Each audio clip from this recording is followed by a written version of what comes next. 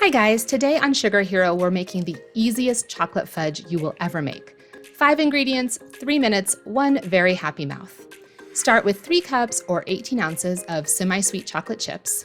Then add 2 ounces of butter and one 14-ounce can of sweetened condensed milk. Make sure you're using condensed and not evaporated milk. Then microwave it for 30 seconds at 50% power. I always recommend microwaving chocolate at less than full strength so it melts more gently and gradually. Next, stir really well. The chocolate and butter won't be completely melted yet, but just get in there and mix it up. You want to keep heating and stirring the fudge until everything is melted. The exact time will depend on your microwave, but chances are it'll be 1 to 2 minutes.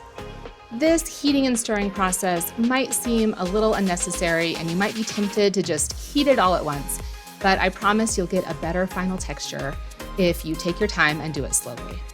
So when everything is melted, add your vanilla extract and salt.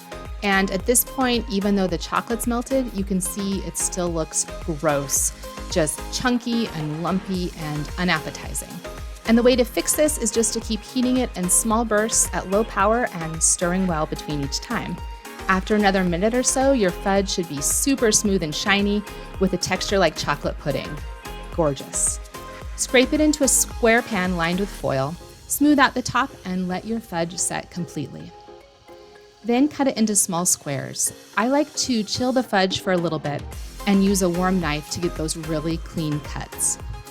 You can add nuts or marshmallows or all sorts of extracts or dried fruit. There are endless variations. This is so easy, anyone can make it and everyone will love it.